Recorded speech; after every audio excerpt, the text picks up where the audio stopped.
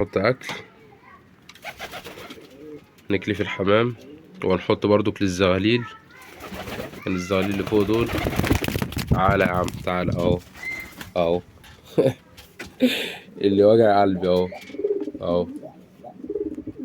ايه يا اسطى عامل ايه؟ ها. هنفطم الزغلولين دول. هما كده هما مفطومين. يعني لو ابتدوا يلقطوا هنقطفهم برضك من اهاليهم. انا مربي كده كده على السايب. الزغلولين دول برضك. اه.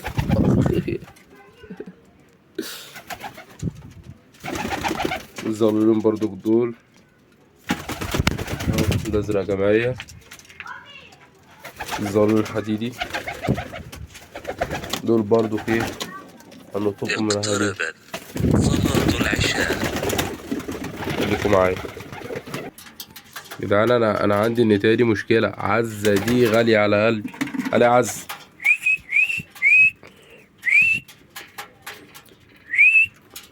بصوا هتعمل ايه. طب امسك الجردة. بصوا اهو اهو اهو اهو. هوب هوب هوب. استنوا. كله ينزل. بص حتى الزغلول يا جدعان اهو. الزغلول ده المفروض هو يتفتح. هو نزل لوحده. يعني المفروض انا اقطفه عشان ينزل عشان ياكل. لا هو نزل لوحده خلاص. هو اتشجع وبينزل مع الاهالي.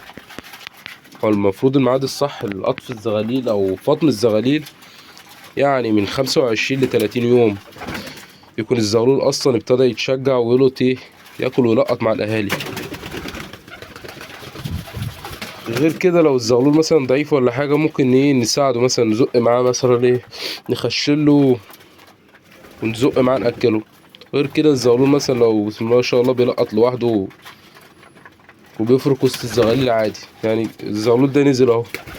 اه زغلول بلدي بس زغلول كويس. الزغلول ده نزل. الزغلول التاني لسه قاعد جوه اهو. ما تفهمش هو مستني ايه. يعني مستني ان انا احط له الاكل عشان ياكل، ولا مش عارف هو مستني ايه. والزغلولين التاني برضه مش عايزين ينزلوا. الاتنين حدايد اهو. بس ده اكبر من ده باسبوع. الزغلول الصغير ده اكبر منه باسبوع. ايه يا علي. والله يا ابني عفارم عليك يا ابني. الزغلول اتشجع ونزل كل لوحده. لكن الزغلول التاني زغلول باشا مش عارف انا ماله. احط له اكل قدامه ولا اعمل ايه انا مش عارف. اخد شويه كلفه احطهم له قدامه يمكن ياكل. طب هناخده من جوه ننزله ونرميه وسط الحمام. المفروض هو اصلا ينزل يعني. انا مش حرمك من حاجه يا عم. تعال ما تقاوحش. تعال انت فوق. بص نزل دخل تحت.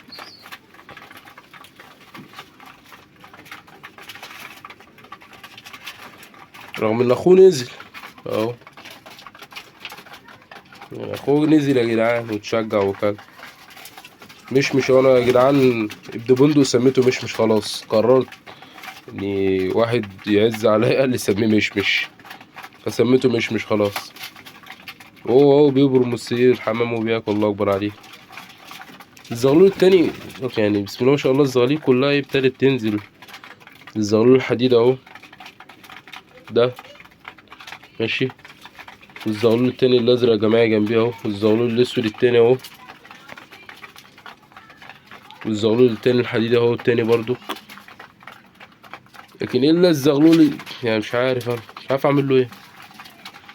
وفي حاجه عايز يعني اقولها لكم النهارده تاني يا جماعه. انا عندي نتايه يعني الاصل البلدي اللي هو عياله ده اصلا لسه مفروخين اهم. مفيش مش مكملين 30 يوم. ولحم العش في العش. انا كان عندي 3 حصوات كنت هرميهم. بس استحرمت ان انا ارميهم من الحصو معرق. فقمت حطيتهم تحت النتايه. النتايه الله اكبر عليها بتاكل اهو. يا جماعه 5 حصوات الله اكبر يعني. والله بجد 5 حصوات معرقين يعني. الله اكبر. الله لما انا يعني لا اعتراض. الصلاة على النبي. الحصو كله يعني ايه دافي حاسه كله معرق، وان شاء الله يعني الحصوتين المفروض في حصوتين يطلعوا مع بعض، والثلاث حصوات ما بين كل حصوة وحصوة يعني يوم او يومين. فان شاء الله لما يفقس البيض ويطلعوا هنتابعهم ونأكلهم يدوي. هنحاول نزق برضك مع مع الاهالي، نديهم ليبة برضك ونزق معاهم ونأكلهم كده ونسندهم، لأن طبعا 5 حصوات كتار يعني. بالنسبة لدي هتزق، ممكن تزق 3 وتسيب 2، في 2 هيقعوا، او هتزق 2 والتلاتة هيقعوا. فاحنا هنحاول نزقه كله ونقومه برضك. ولسه اهو الزغلولين الصغيرين دول، عيال الكريزي والازرق جماعية. تخيلوا بقى الاسود بقى الاسود جماعية ده والنتايج الكريزلي دول جابوا لنا يعني هما ما كانوش باين عليهم قبل ما يجمعوا الريش، لا بالصلاة على النبي جابوا لنا زغلولين كريزلي طالعين لي النتايج اهم يا جماعة. الزغلولين طالعين لي النتايج، بسم الله اهو. ادي زغلول طلع لامه،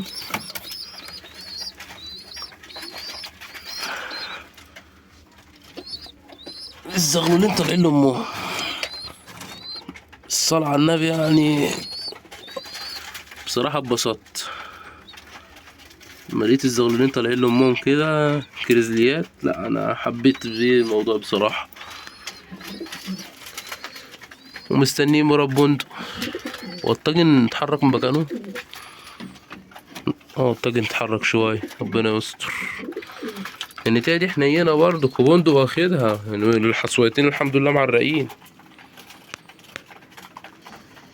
المهم يا رب افكوا وتكونوا استفدتوا يا رب. يعني كده كده ان شاء الله. ايه ده؟ في ايه مالك؟ مالك يا عم؟ في ايه؟ عايز ايه؟ الزغلول الصغير برضك ما طلعش. لا طلع كده اهو، طلع اهو. تشجع لما الاقي لا اخوه بياكل، طلع جنبي على طول. بس هايب الموقف برضه.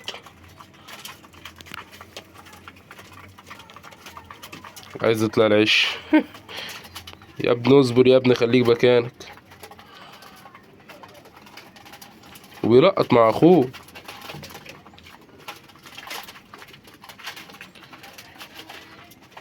المهم يعني النهارده يعني اطفي الزغاليل من 25 ل 30 يوم. اي زغاليل يا جماعه، لو زغاليل ضعيفه شويه ممكن يساعد معاها، اديها لبا ونقومها فيتامينات بقى، ملاح معدنيه، مناعه، اللي هو فيلاجين، اللي هو الكلام ده اللي يظبط مناعه الزغلول، يبقى طالع صحته كويسه. منسيبش الزغلول كده. وبرضك اهم حاجه النظافه والكلفه تكون نضيفه. الكلفه غاليه اليومين دول، بس هنعمل ايه طيب؟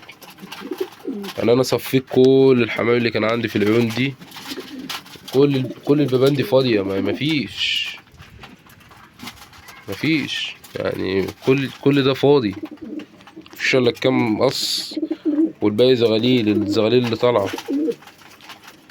مفيش حاجه مستويات، بس ربنا يبارك. ويا رب اكون فدتكم النهارده واستفدتوا بحاجه جديده مني يا رب.